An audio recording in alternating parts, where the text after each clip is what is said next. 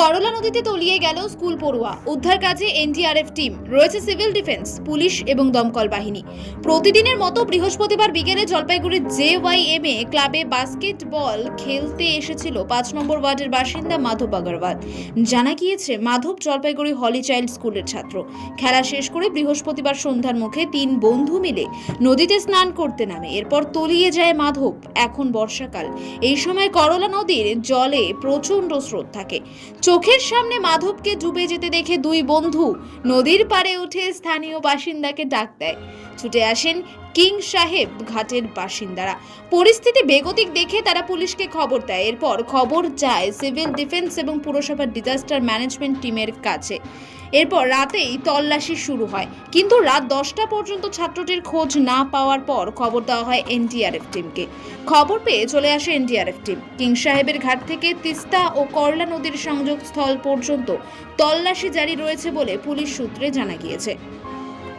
আজ সকাল থেকে এনডিআরএফ ও সিভিল ডিফেন্স নদীতে তলিয়ে যাওয়া স্কুল পড়ুয়ার খোঁজে জোর তল্লাশিতে।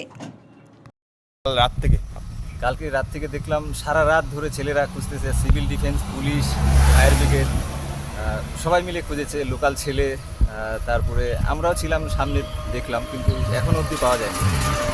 কি শুনেছেন আপনি? আমি শুনেছি ফুটবল খেলতে এসেছিল জয়মের মাঠে, আর 3 জন এসেছিল, ঘাটে স্নান করতে গেছে, 2 জন উঠে গেছে, 1 জন তলিয়ে গেছে। এখন পর্যন্ত খুঁজছে? হ্যাঁ, এখন অবধি খুঁজছে। আমার বাড়ির সামনে দিয়েও খুঁজছে। পেয়েছে? পাইনি।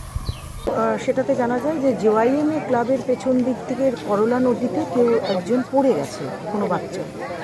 এইটুকু খবর পাওয়ার পরেই আমি কিছুক্ষণ পরেই সেখানে আসি এবং জানতে পারি যে একটি ছেলে এখানে বাস্কেটবল, JYMA-তে বাস্কেটবল খেলতে এসে আরও বোধহয় 2-1 জন ছিল বন্ধু সহ, তারা নদীর পাড়ে আসে এবং সেই একটি ছেলে ওর মধ্যে পড়ে যায়। কোথায় বাড়ি ছেলে?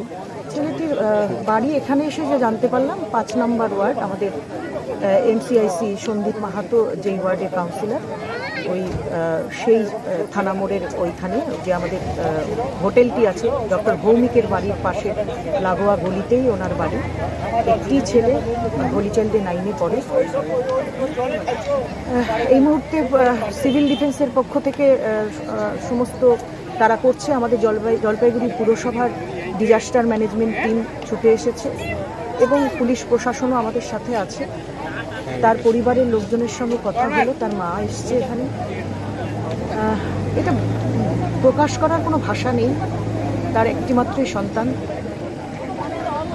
দেখা যাক কি হয়। 6:30 পৌনে 7টার দিকে ঘটনা, অনেকক্ষণ পেরিয়েছে। পুলিশ উদ্ধার কার্য চালাচ্ছে, সিভিল ডিফেন্সের সমস্ত নৌকো নামিয়েছে। আমরাও পুরসভার তরফ থেকে আমাদের যা টিম রয়েছে পুরো নেমেছে। দেখা যাক।